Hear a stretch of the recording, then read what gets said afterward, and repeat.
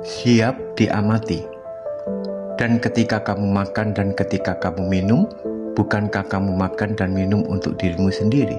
Zakaria 7 ayat 6.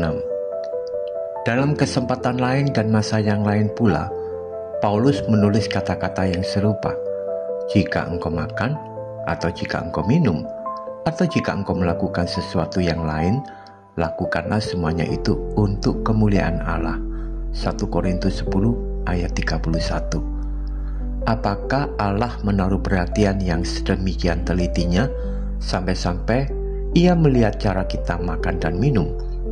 Apakah Ia memperhatikan saat kita menyingkirkan tauge di tepi piring karena kita membencinya? Apa yang Paulus maksudkan di sini adalah dalam hubungannya dengan komunitas interaksi sosial. Masyarakat memperhatikan kehidupan orang-orang percaya. Mereka mengamat-amati dengan teliti setiap kehidupan orang Kristen. Bahkan sampai makan dan minum pun mereka diamat-amati. Kalau ada orang Kristen yang melakukan kesalahan kecil saja, beritanya akan menyebar kemana-mana. Apalagi pendeta, sampai sepatunya belum disemir pun jemaat tahu. Yang menjadi pertanyaan adalah, bagaimana kita dapat mempermuliakan Kristus dalam setiap segi kehidupan? Karena kita adalah wakil-wakil Allah di bumi ini. Sepertinya untuk memberitakan Kristus kepada dunia, tidak cukup hanya dengan kata-kata belaka. Dunia menuntut untuk melihat Kristus dalam kehidupan kita. Jadi jangan heran bila semua mata menyorot kehidupan kita. Apakah gerak kita menjadi terbatas?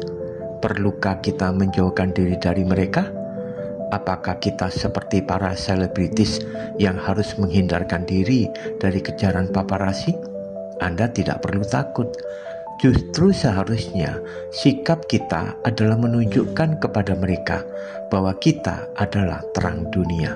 Matius 5 ayat 14. Dengan melihat terang dalam kehidupan kita, dunia akan menyadari bahwa mereka memerlukan terang Allah. Dan dengan terang itu pula, kita dapat menuntun mereka kepada terangnya yang ajaib.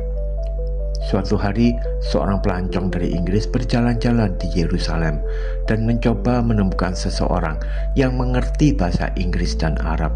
Pelancong ini kemudian menghentikan seorang anak kecil yang mengerti bahasa Inggris sedikit dan bertanya kepadanya, apakah ia tahu rumah seorang misionaris?